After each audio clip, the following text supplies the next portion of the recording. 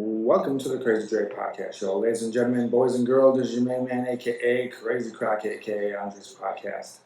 Yes, it's me, myself, and I for Tuesday episode. Got to talk about the Detroit Tigers. There's no Detroit Red Wings yet, there's no Pistons yet, the Lions had a bye week, so we're doing this for Detroit Tigers.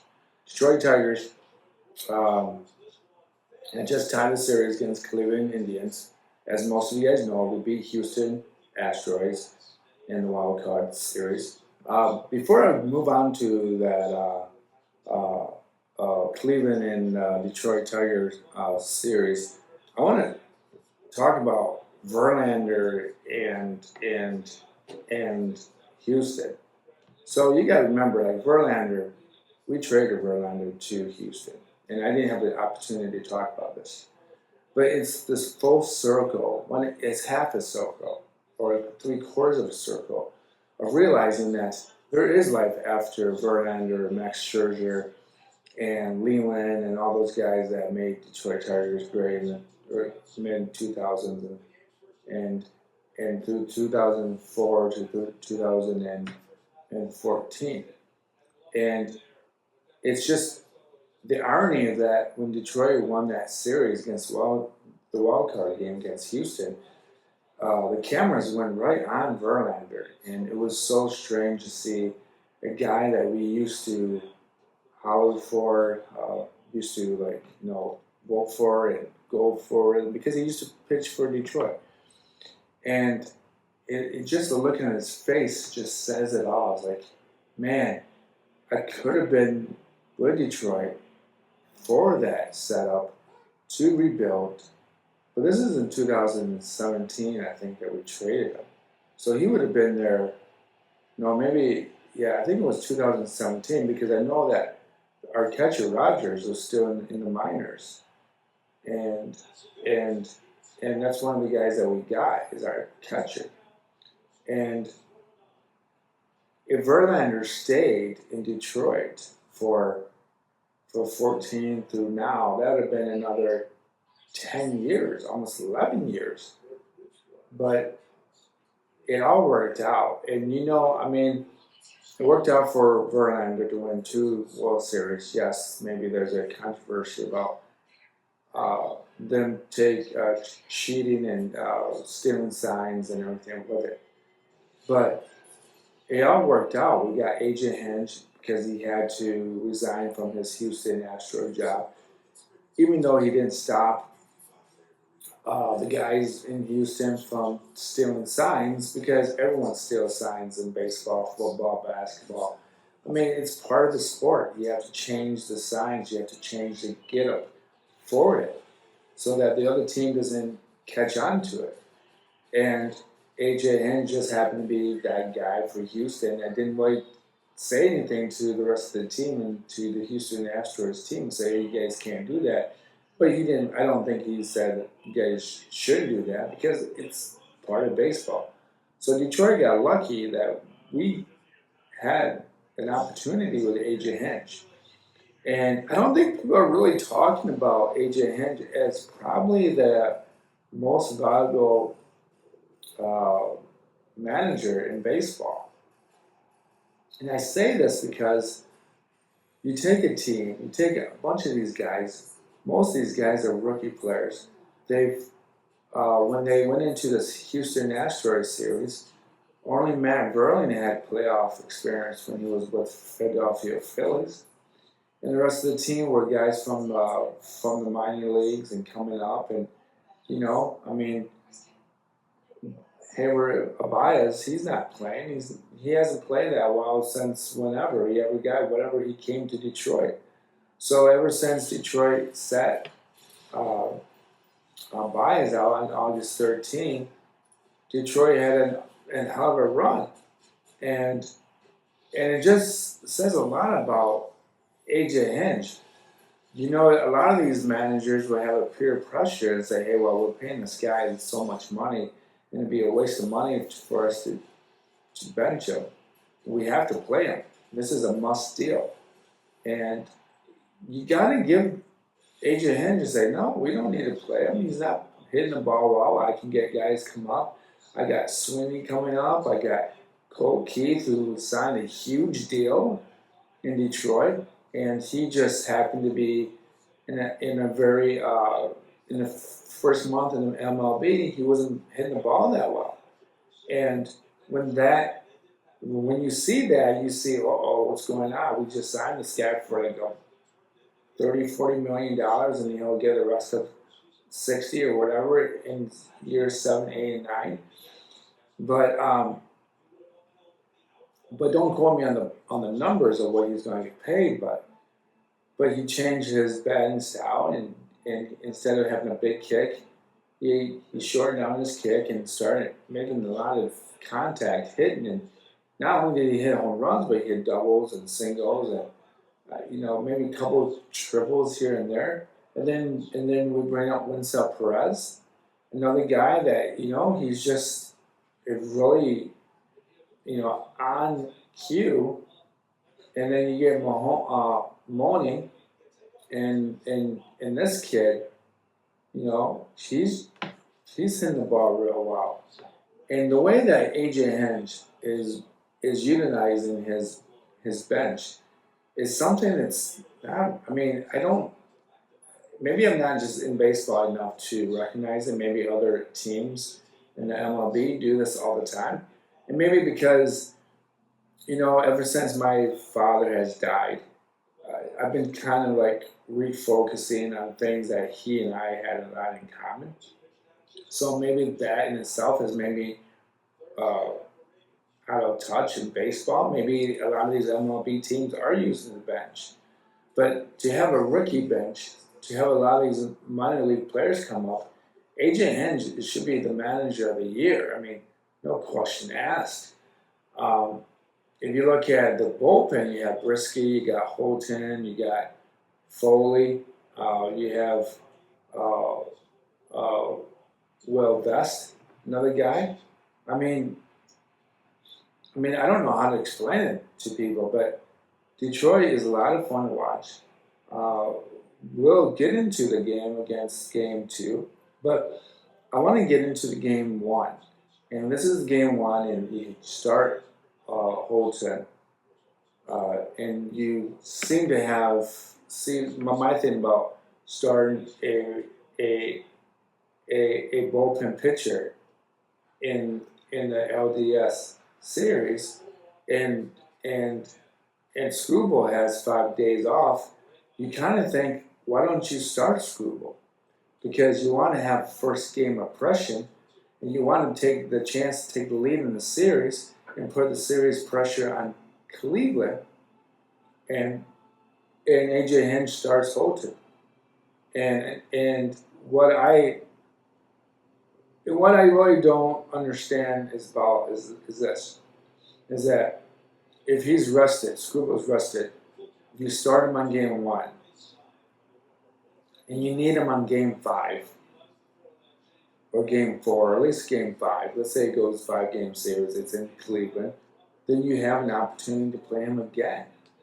And now that you played him on Game 2, you may take him out of the bullpen, but do you not put him in the bullpen?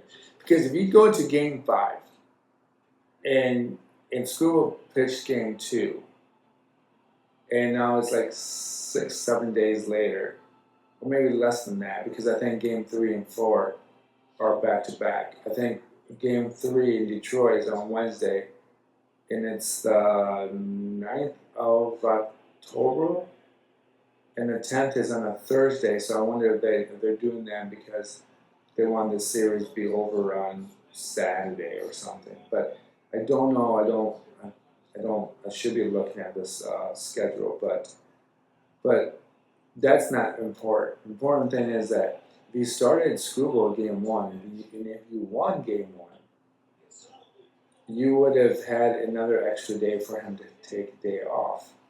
And then he could be pitching in Game 4 or 5 to close the series out. Because you only need to win 3 games in this ALDS series, because it's not a Game 7 series, which I do think that they kind of need to, I think that like out of the wild card game, you should at least play a 7-game series. I didn't get that. But okay, I found this on the web for places. But I tell you what, but that's just my opinion about that whole series about Game 7, Game 5, and Game 3. I mean, I think Detroit is very lucky that we didn't have to play Houston Astros, the 7-game series, because I think they would have been able to adjust to Detroit, especially our bullpen, and to have Tarik Skubal come out in Game 2. Maybe it was a game plan to do that so that you have an opportunity to go to Detroit, take a 2-1 series at home, and then you just have to win Game 4 at home, and then it really, to me, that's what I'm thinking. I'm thinking if Detroit started Skubal in Game 2, I think that would have been. I think that helps Detroit's mental state of mind, because if Detroit got lucky and they won Game 1 and then they won Game 2 with Skubal, Game 3 would be the closing of the series. Maybe that's what AJ Hinch was always thinking about. I'm going to turn down my sound on my phone so it doesn't do this again. There you go. And we're off. Okay. So I think maybe that's the reason why he did that. I think the reason why he really did that is because if Detroit won Game 1 and they used the bullpen, Game 2, Detroit won. Game 3, they could have closed it, and then they would have rested Skubal for Game 1 in the next series. But let's look at what the stats show. So the stats, let's look at what Skubal did. He pitched 7 innings, 8 strikeouts, no runs, no earned runs. I don't even think he had a walk. But he got very lucky a couple times about the 6th, 7th inning, Detroit got lucky that they got into a good double plays. And I think those double play balls really helped Detroit from not allowing Cleveland to score. And if Cleveland scored first, I think it would have been really tough for Detroit to come back in that moment, because we lost 7-0. And it would have been a really devastating moment. Because even the announcer said that it's more important for Detroit to score first so that they keep the pressure on Cleveland. And in that way that they can kind of relax because they have the lead. And a lot of good teams, they come back from being down, but good teams know how to get ahead of the game as well. So they know how to take the lead in the game and then keep the lead.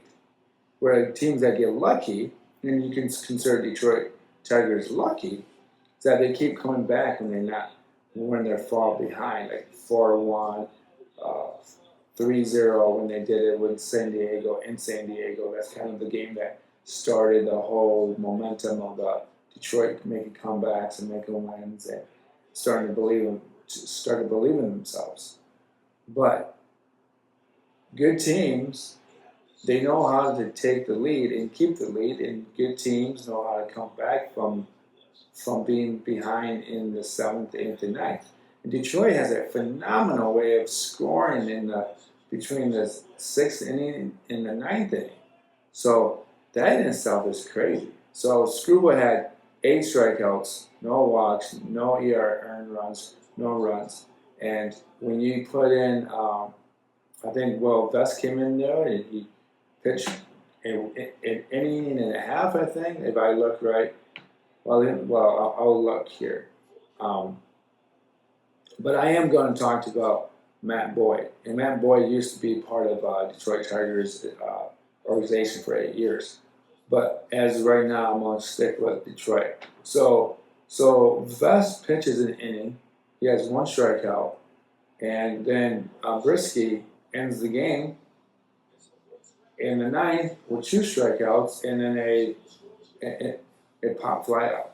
So Brisky is becoming the closer, I guess.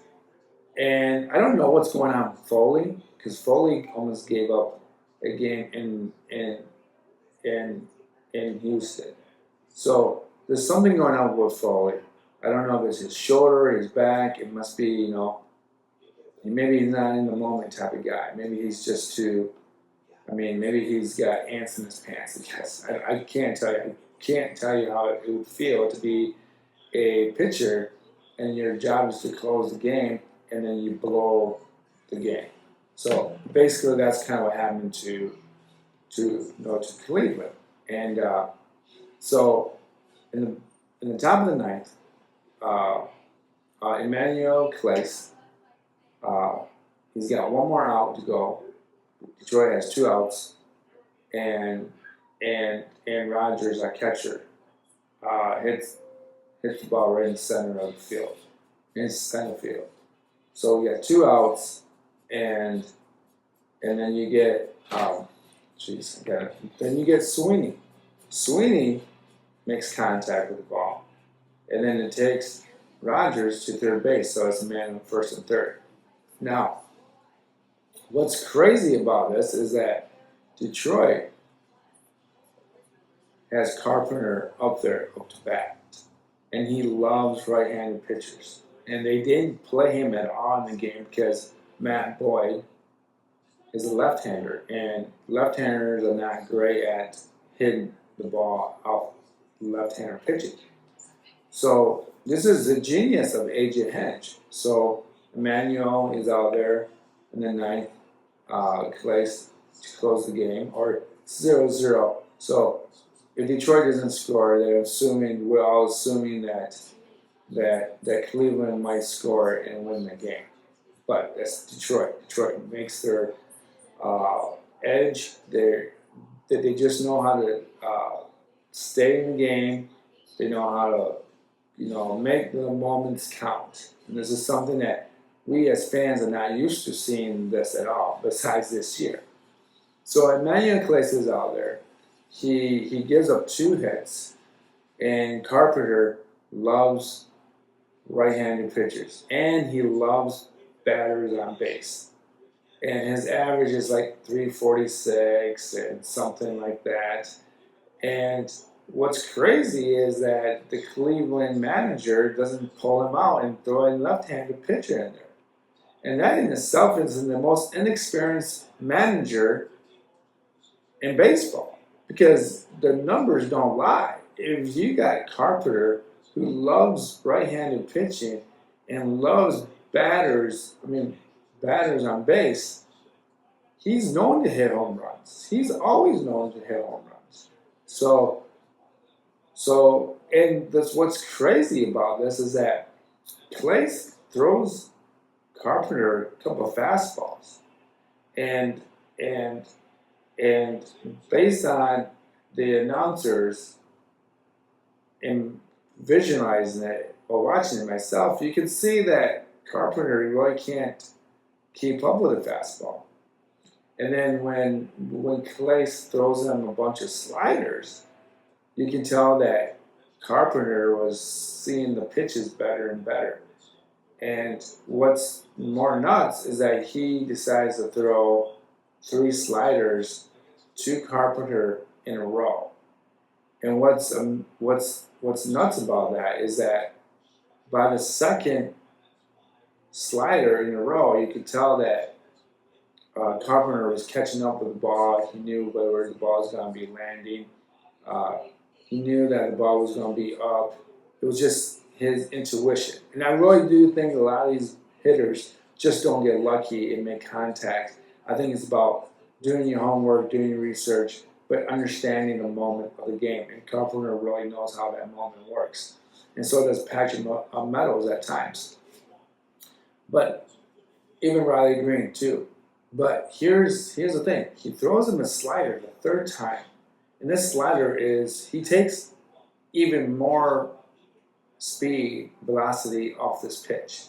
So I guess this slider was supposed to be like 95, 97 miles an hour, but it was supposed to be in the dirt. And that's what the catcher was trying to focus on, to throw the ball in the dirt, because Carpenter will chase the ball in the dirt, and you're kind of protecting the plate. Carpenter would have to protect the plate, because I think there was two strikes on the poor guy. So if you threw the ball in the dirt, Carpenter would never make contact. He probably would have struck out, or at least hit the ball to an infielder. But nope, Clace decides to take off more speed to about 91 miles an hour. He leaps the ball up right in the strike zone, and Carpenter hits a 3-run home run. And I can't express the enjoyment of that. And it was just nuts. And it takes me back. It takes me back when I was a little kid. And my dad was a baseball guy, and he loved baseball. And he's the guy that took me, we went to the Tigers Stadium. He took me to play Little League Baseball. I mean, he was my Little League Baseball manager. And it's weird to say that it takes someone's death of a family member to bring you back the enjoyment of the MLB or the Detroit Tigers. But you can't express enough gratitude for AJ Hinch. I mean, he just really knows how to put a team together. He knows how to just put substitutions in there, and it's pretty amazing about how he does that. So, but I will say this. I think that Detroit had a chance to score in the bottom of the 8th, and there was a man on first and second. Once Perez was up, and Steven Kwan made a phenomenal catch. So I know I'm going back and forth a little bit here and there, but some of people think that the ball hit the glove and hit the ground, and the ball hit the glove, but the ball also hit the ground at the same time as Kwan was closing his glove. So they think that should have been still a base hit. So it just worked out for Detroit that Carpenter hit a 3-run home run. A unique thing about Matt Boyd, I was going to go back to Matt Boyd. He pitched a real good game. He pitched 4 innings for Cleveland. He played in Detroit. 4.2 innings. He only gave up 4 hits. He had 5 strikeouts.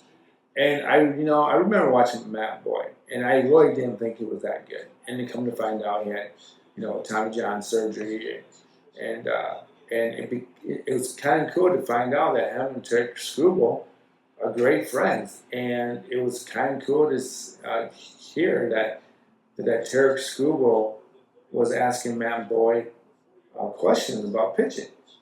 And when Matt Boyd was injured or whatever and coming back up, they were each other's support. And that's something that's pretty cool. But going into Game 3, it's going to be an awesome environment. The game's probably going to start about 7 o'clock, 7:30. You're going to have to watch it.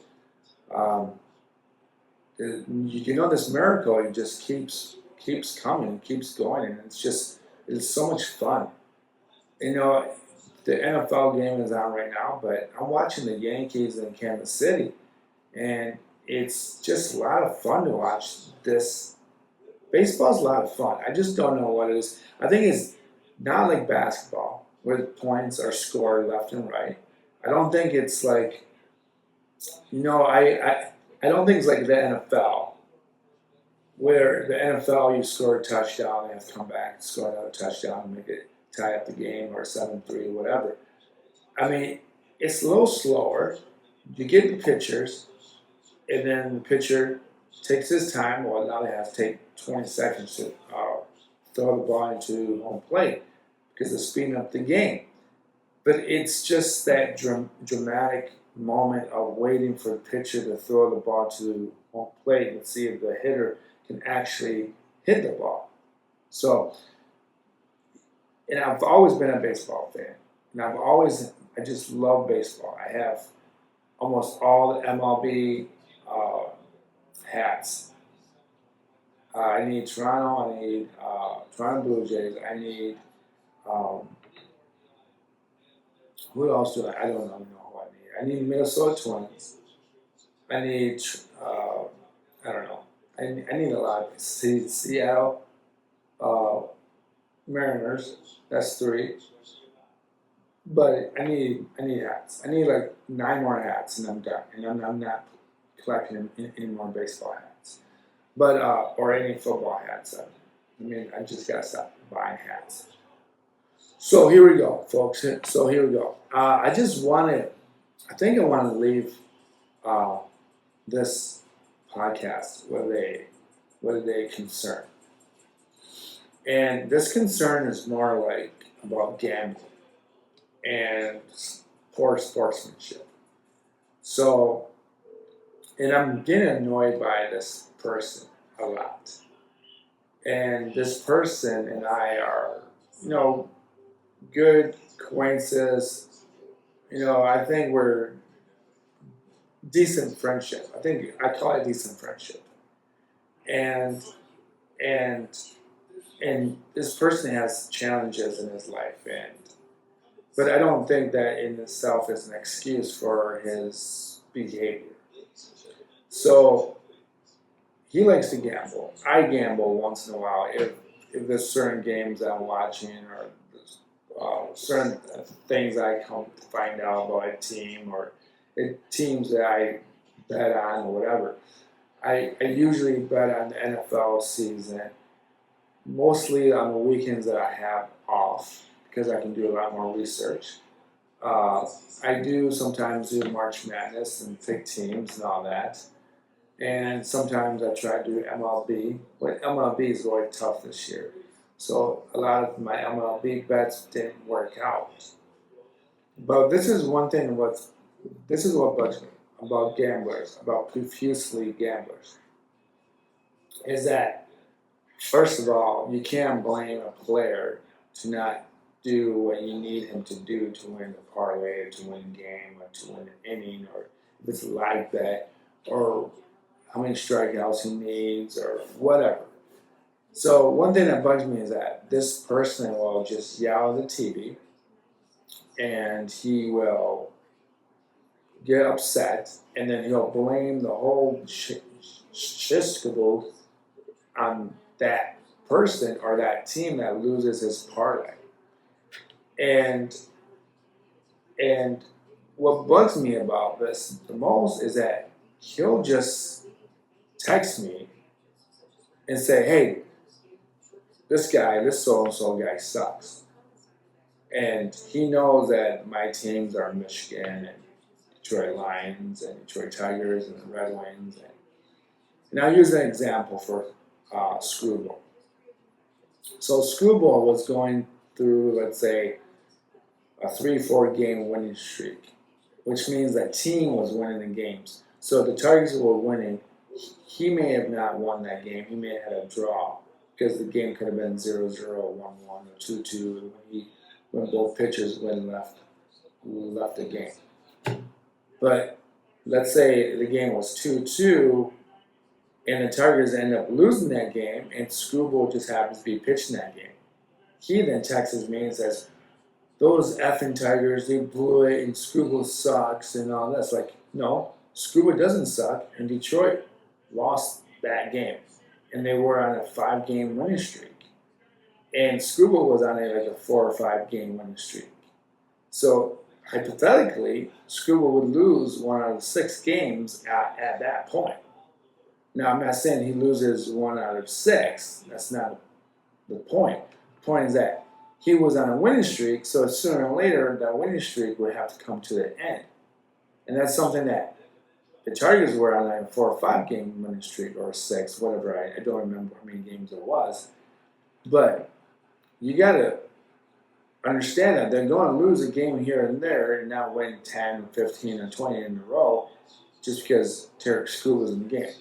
And what pisses me off is that he doesn't know when to shut it and no, this is why this happened. He just he didn't have his best game that night. The targets weren't hidden, so leave it alone. And he kept ranting on about it and on about it. And then he does the same thing against Michigan. Now, I'm a Michigan fan. And I know that this year with Michigan, without Jim Harbaugh, and they got the new head coach, Sharon Mooney, and, our team, Michigan, doesn't have a great quarterback yet. They put it in this other kid in the senior. I think it starts with a T or Terrence or something. But like Orgy isn't ready. Weaver's not ready to be a starter, and Michigan already lost to. Well, Michigan lost to Washington, and they lost to someone else. But the thing is that I knew that Michigan was going to lose. Well, I didn't know, but I was guessing based on what I saw in the first couple of series against Washington, and that Michigan will lose by 8 to 10 points, or at least 7 to 10, or something like that. Something in between, because Washington scored quite quickly, if I'm not mistaken, because I was watching MLB. So you can't quote me on that either. Well, please don't. But the thing is, like, when Michigan was losing in the first half, I get a text and says, Michigan sucks. They're supposed to cover between 3 and 5 points, and they're already losing by 7 points. And I said to this kid, to my so-called friend, said they're going to probably lose to 8 or 10 because Orgy's not that good and he's not ready. And he just goes on and on, and I just cussed him out through text messages. So the moral of the story is this: if you can't handle betting on a team that you do not like, and you know who you are, if you don't like Michigan, then don't bet on Michigan. And I know that you won your big amount of money years ago bet on Michigan because it just happened to work out that one time that you won a lot of money. That's 1 in a million. But do not keep telling me how much my team sucks. I don't like Michigan State, but I'm not going to cuss everyone out because Michigan State blew a bet. So if you can't handle gambling, please get help. And please find someone to talk to and realize that if you don't have a job and gambling is your job, you should not be gambling. Point 9. I don't need to express any other thought and idea because everyone knows that. And if you are as someone that bets on games for a living, you're probably sponsored by some company like FanDuel, DraftKings, any website out there that's a professional website to gambling, or a professional website of gambling, like Motor City or Caesars or whatever. But if you're sponsored by them, then it makes sense because you still make money because you know your bets. But to say that this is part of your living is a bit obnoxious, okay? If you don't have a job and you're gambling, you might have a problem. I mean, you might have a problem. I mean, I don't know how to express it. But please do not yell at my teams.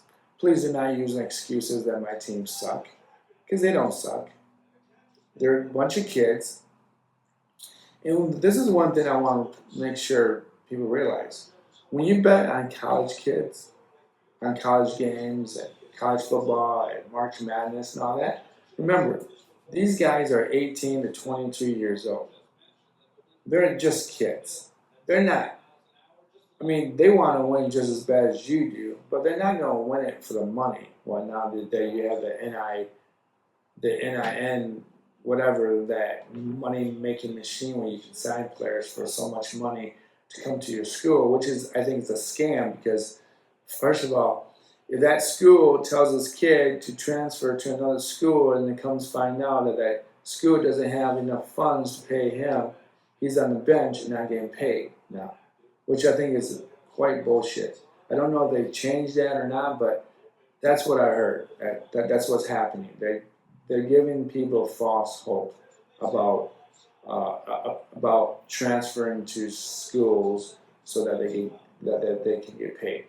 And to be honest with you, I think it's kind of BS because if the schools are able to make money off players because jerseys and everything else, Juwan Howard, no, not Juwan Howard, John Rose, who made the argument back in the late 90s when he was part of the Fab Five and came out with a book about it.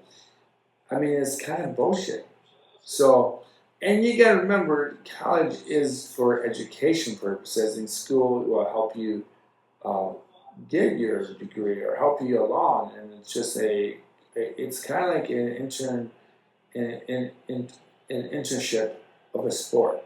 Some of you guys won't make it to the MLB or to the NFL or to the NBA, and some of you will. But well, the Yankees just scored, by the way. Now it's 1-0. Stanton finally hit a base hit. It's an infield error by the shortstop of Kansas City. But there you go. I just gave you an update of the game I'm watching. And I think, well, it's a bad bounce. So I don't think it's an error. I think it's just a bad bounce, and it hit the ground wrong. I'm talking about the Kansas City New York Yankee game 2 in New York. But you have to realize that these guys are like 18, 22 years old, and they're not there to make money for you. They're there to participate so that they can make it to the NFL or to the MLB or to the NBA. And if they don't, hopefully they have some good education. I'm sorry about ranting, going back and forth about this. But I tendency to like my podcast go back and forth like this because it's not typically boring that way. I really am trying to make this work for myself. Before I go, I like to thank RSS.com. I like to thank Spotify. I like to thank Apple. I thank iBooks. I like to thank anyone out there that's listening. I just had a bunch of downloads from Singapore or something. So if you're out there from Singapore, thank you. I appreciate you. I'm going to have Griff back on the show for Thursday. I think we're going to talk about fantasy football waivers, players that may be moving and showing.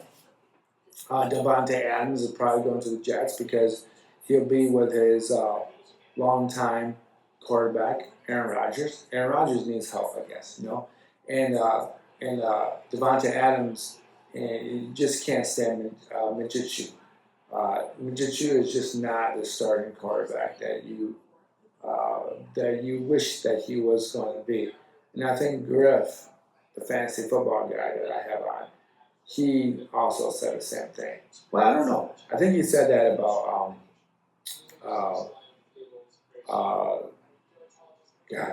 the Carolina Panthers quarterback. Forget his name. But I'd like to thank you guys for coming back on the show. Detroit Tigers are 1-1. And the series goes back to Detroit. So it's going to be fun. It's going to be fun watching Detroit in the playoffs at home. Keep the peace and love and happiness, and I hope everyone has a awesome week.